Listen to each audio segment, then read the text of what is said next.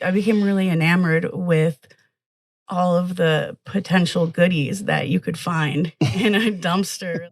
This is Becky Lange. In her late teens and early 20s, friends introduced her to the delightful pastime of dumpster diving. Like Forrest Gump, life is like a box of chocolates. No, life is like a dumpster. You never know what you're going to get. As a waste picker, she was always finding all sorts of cool things. Art supplies, we found craft supplies, we found jewelry, we found clothes, makeup, hair dye, nail polish, dog treats, harnesses, like so much stuff. Lange lived unsheltered on the streets of Portland. Things she found in dumpsters were treasure to her. She saw the value in what most considered garbage. I would like people to reassess the value of the items that they're throwing away, just like I would like society to reassess the value of the people that we tend to throw away because we don't see the value that they have. On May 22nd, 2026, an acquaintance allegedly hit Lange in the head with a metal rod and left her crumpled on the sidewalk in Portland's Old Town. She died 12 days later. Becky Lange was 44 years old. Her impact, the way she fought for the rights of unsheltered people, was felt all around the city. She was always someone who was trying to fight for the dignity and respect of everyone, regardless of their housing situation or what substances they may be using or have used in the past or her mental health situation. I want her to be remembered for her ability to take anything and turn it into something beautiful. Becky, to me, really represents still the notion that charity and services are not enough. All of the shelters in the world can't fix the problems that we have if we don't give people purpose and if we don't let them do it. From the Gert Boyle studio, I'm Jen Chavez, and this is The Evergreen, a podcast from OPB about the place you call home.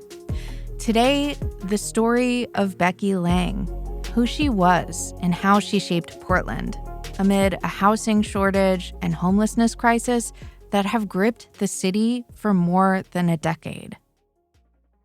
Anyone who knew Becky Lange knew her as a civic leader and advocate for overlooked, struggling Portlanders, including OPB reporter Alex Zielinski.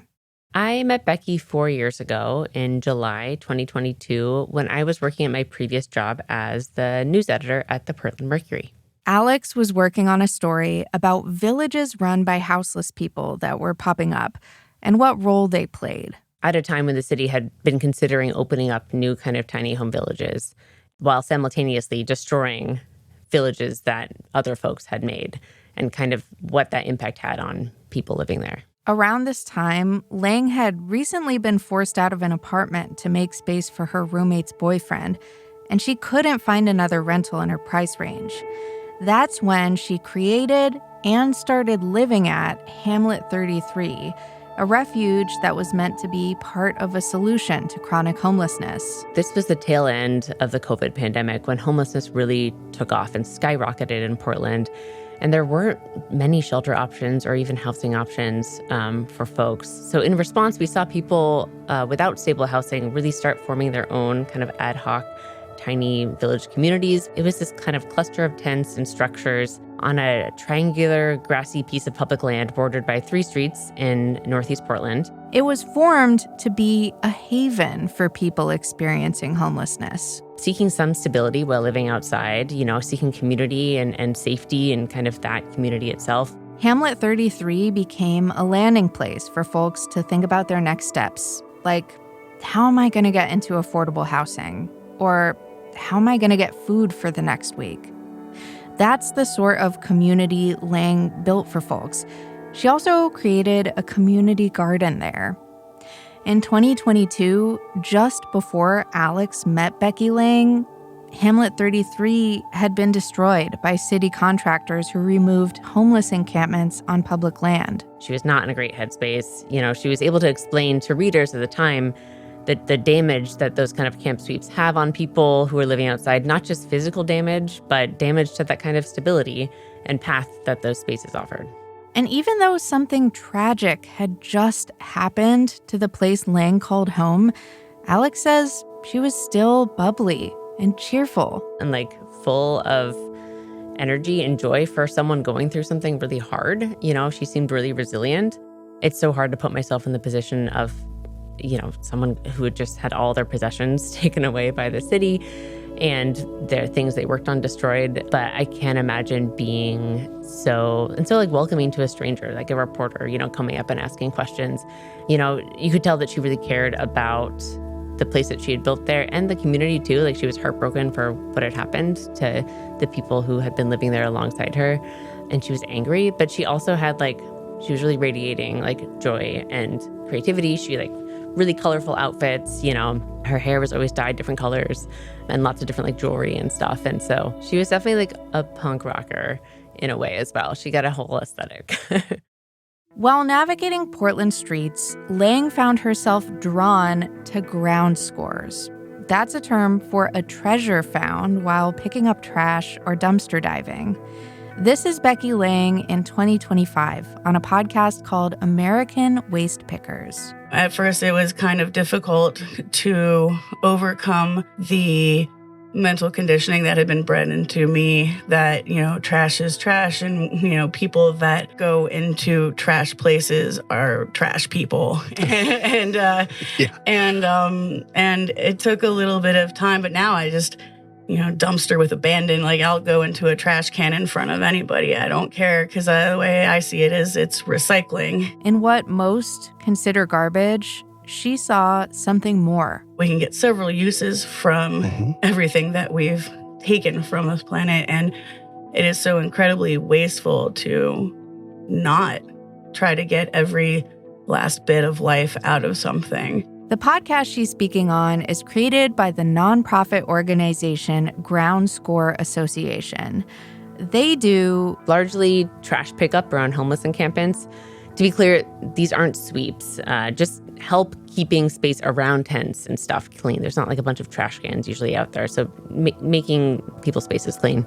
It also focuses on hiring people who are experiencing homelessness, a way to offer job experience to people who may have a hard time landing a traditional job. They have pretty flexible hours and other expectations and requirements that are maybe different than just your standard entry-level job. So cater to people like Becky. Lange got a job with Ground Score in 2021, picking up trash at encampments. Often, she'd show up after the city had removed tents and personal belongings, leaving behind people in a state of crisis. She experienced this herself several times, and that motivated her to work for the organization. She lost all of her stuff to rapid response multiple times. But she was still willing to help people understand what was going on and advocate for them and help them get their stuff back. And the fact that she had been in those shoes and she was wearing shoes that these people were experiencing made it easier for them to connect with her. This is Angela McGuire, Lange's manager at Ground Score.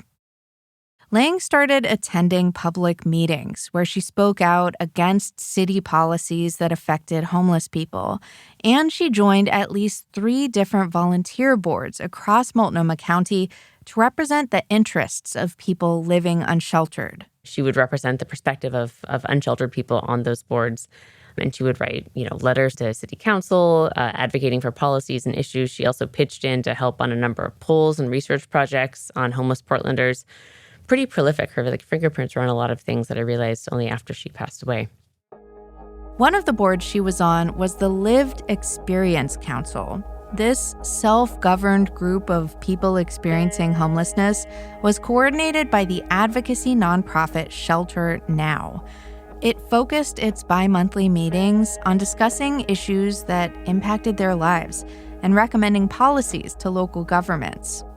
She also led a campaign to press local elected leaders to establish a kind of temp agency to connect people experiencing homelessness with jobs. She specifically signed on to this letter to city and county officials, urging them to create some kind of temp agency almost for people living outside to help get them into even like short-term job experience.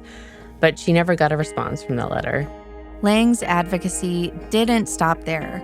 She also met with city leaders to offer her thoughts on new shelter programs. She was always someone who was like trying to fight for the dignity and respect of everyone, regardless of their housing situation or what substances they may be using or have used in the past or their mental health situation. This is Sean Green, board chair of Shelter Now.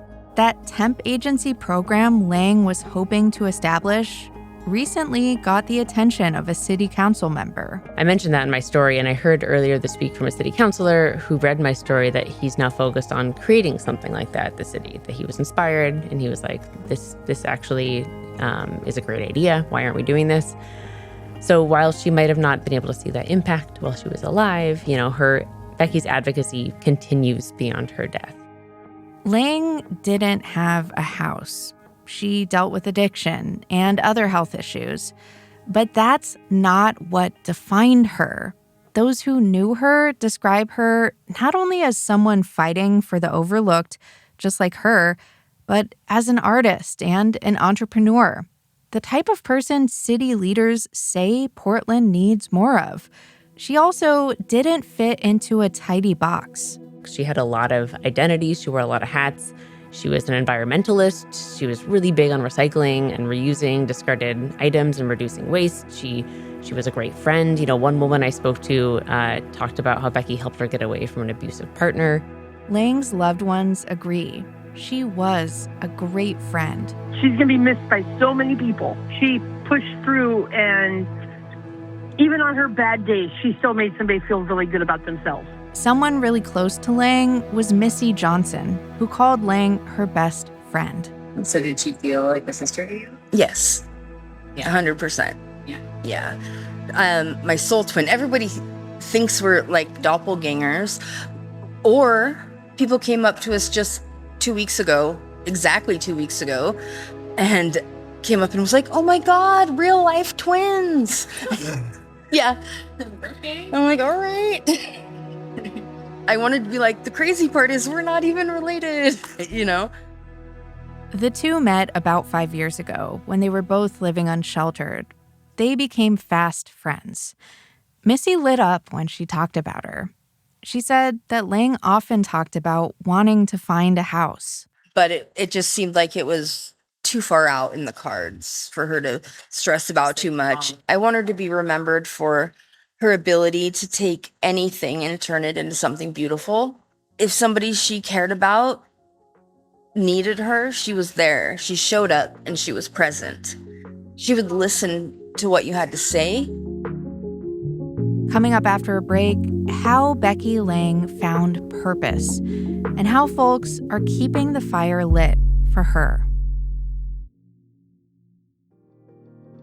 Thanks for listening to The Evergreen, our podcast from OPB about the place you call home.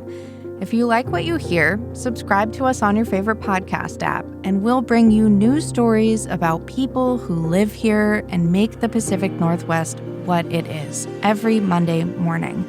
You can also follow OPB on Instagram @OPB, or follow me directly @Jen Chavez OPB. That's Jen with 2 N's, and I'll keep you posted on what Team Evergreen is up to. And remember, this episode about Becky Lange and all the great OPB reporting and storytelling you hear on this show is made possible by many thousands of OPB members. Support our journalism by becoming an OPB sustaining member today at opb.org/pod. And now, back to the show. Not long before she was killed, Becky Lange hosted her first art workshop in the Ground Score studio. Now, around that same studio, love notes hang on the wall to memorialize her. Here's one. She always gave me a space to create and be myself. She helped me think of innovative ways to transform something into something new. I was very lucky to learn from her and share a space with her. Thank you, Becky. You will be missed. Another one, no matter what she had going on, she would always make time to be there for you in whatever way she could. An ear to listen or a hug when you felt down. And one more, Becky put words to my feelings.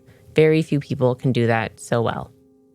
A day after she died, Lange was meant to display her art at Ground Score's studio opening.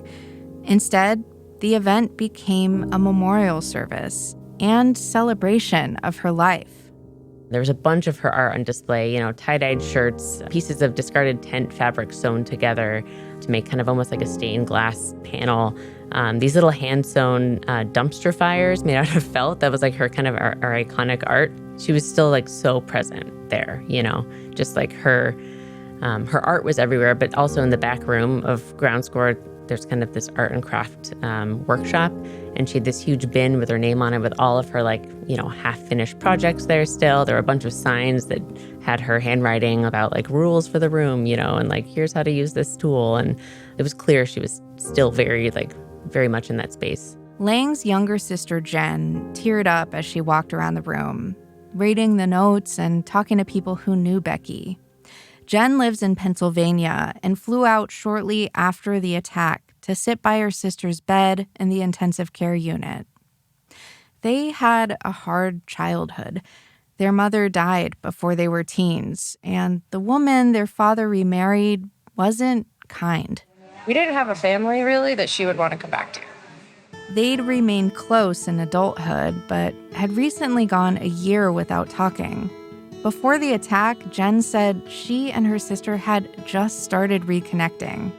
I've been kind of like rediscovering who my sister's become over the past week or two. And listening to all of the people who really love her and who she's shown up for, and so that's been really great to see that. She said Lange moved to Oregon after graduating from Penn State University in 2006. Lange wanted to pursue journalism and seek new opportunities. That didn't end up happening, but Lange found purpose in the work she did do. She had really strong principles. Like, she did the damn thing, Like, she did it under circumstances that people would crumble under. She chose to stay with the community and fight with the community and grow the community and teach the community, and raise the community up on a lot of different levels. You can tell Lange had a strong sense of empathy and applied her lived experience to her work, despite all the struggles and odds stacked against her. It takes a lot of strength, a lot of dedication. It's clear that the care for her community really kept her engine running, really filled her tank. She might have put her own needs on the back burner in the process, right? Like that she was prioritizing others ahead of herself. And maybe that felt more like a priority. Throughout her life, one of the most important parts of Lange's identity was being an artist. She sewed, she painted, she made art out of a lot of the items that she found while digging through trash. That was her biggest passion. Her biggest goal was to source funding to keep Ground Score's studio space, where she made most of her art, open for longer hours and make it more accessible. This is Lange again on the American Waste Pickers podcast. I could have open hours for homeless and housing insecure people, low-income people that feel unsafe at night. And I would have space for them to come and learn skills like crafting or sewing. Right. Kind of an art therapy kind of thing. She spent many evenings in Ground Score's craft studio, hunched over her sewing machine and brainstorming new projects. I would like to see us have an increase in usable products and an increase in availability to learn different art skills and technical skills that people can use to help support themselves outside of just enjoying doing art. In that same podcast episode, Lange also talks about how in Oregon, trash is legally considered private property.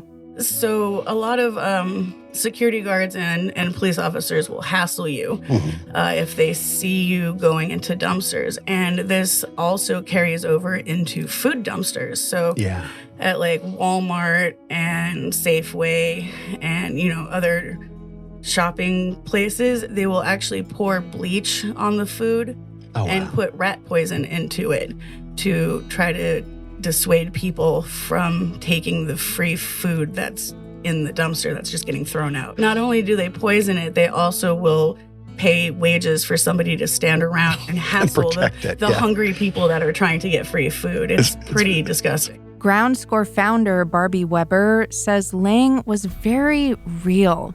She talked about things honestly, as you can hear. Becky had a voice, and she could speak eloquently, and she spoke well. And honestly, I don't feel like she got enough opportunity to speak her voice, but when she did a really good job, and she could pull people's attention in. And it wasn't just a sob story.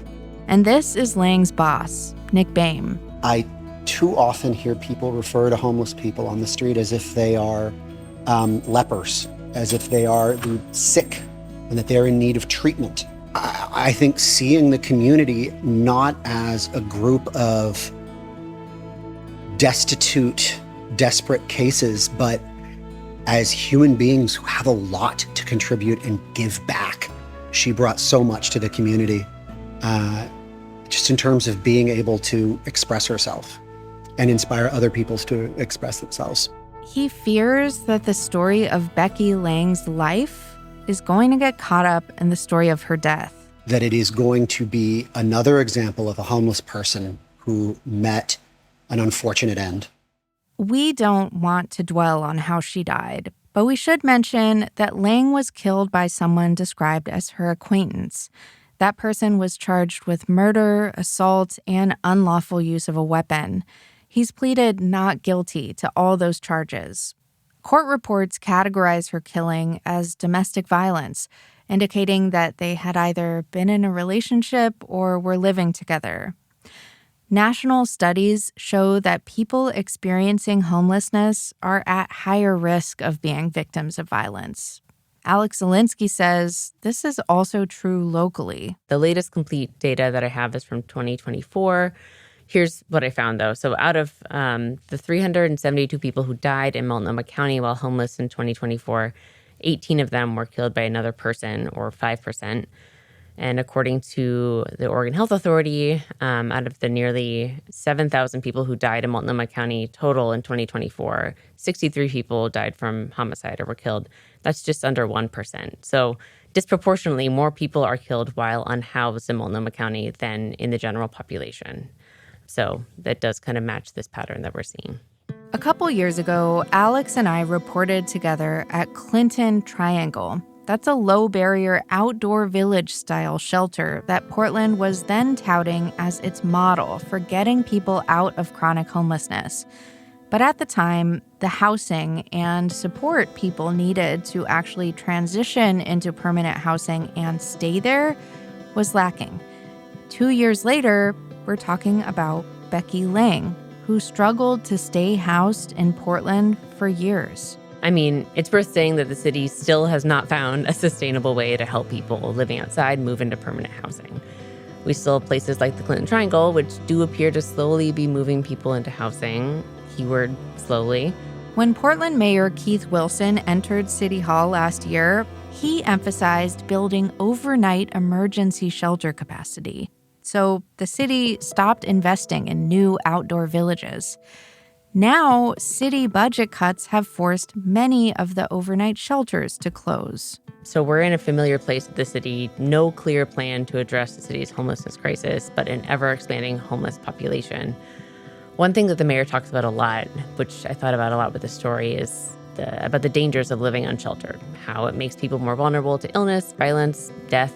Lange faced a lot of challenges trying to find consistent housing. She tried to get into permanent housing, but was pretty discouraged by barriers thrown at her, long wait lists.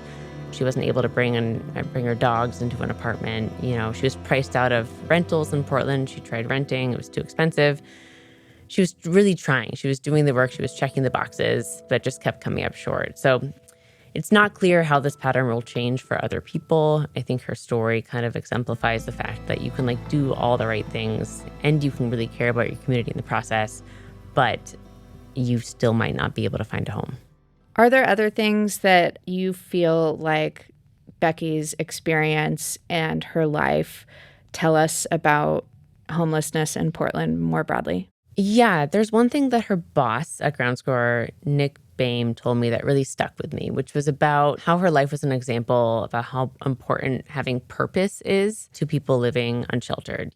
Becky, to me, really represents still the notion that charity and services are not enough.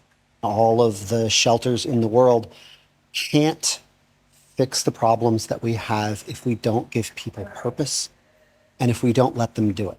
I think it's interesting to think about addressing homelessness beyond just the emergency needs like food, a bed, warm socks, a blanket, but that to really keep someone from being swallowed up by homelessness, by giving up on themselves. You really need something more. You need some reason to get out of bed, some reason to fight for yourself. And for Becky, that was her art. That was her passion for recycling. That was her care for the people around her. She had that purpose. And it's not something that's talked about as often in City Hall or in policy talks. It's more like, let's open shelter beds, let's do X, Y, Z, but not like, let's help people feel like they're contributing to themselves and the world and their community.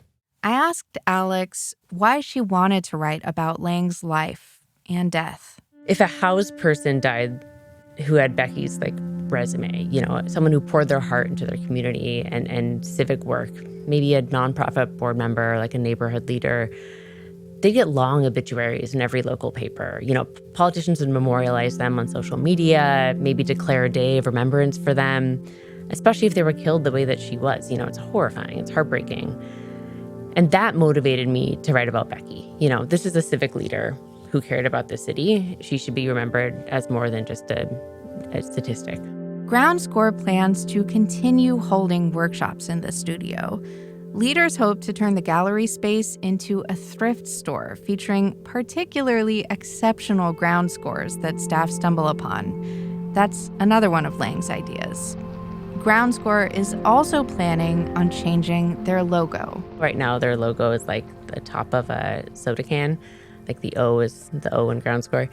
They're planning on changing it to dumpster fire to represent Becky and to keep the flame lit. At the end of Ground Score's 2025 podcast, the host, Nick Boehm, asked Lange whether he missed anything in their conversation. This is what she said. What did you miss? I would say that you missed a lot and nothing at the same time because it's the kind of thing that this conversation could go on forever, and really, what are people's attention spans? They're pretty small. Yeah. So I think I've talked enough. In that case, you didn't miss anything at all. You can read Alex Zielinski's full obituary for Becky Lange at opb.org or find a link in our show notes. Thank you for listening to The Evergreen, a podcast from OPB. Mia Estrada produced this episode, and our technical director is Stephen Cray. Layla Isbell engineered and mixed the episode. The OPB podcast team also includes Julie Sabatier and Sage Van Wang. Alex Zielinski did the interviews you heard. A special thank you to Ground Score for permitting OPB to use their 2025 podcast interview with Becky Lange. Ground Score's podcast is called American Waste Pickers. The music in this episode is from Audio Network. And hey, if you have a question for us, please reach out. Email us at theevergreen@opb.org. I'm Jen Chavez. Catch you later.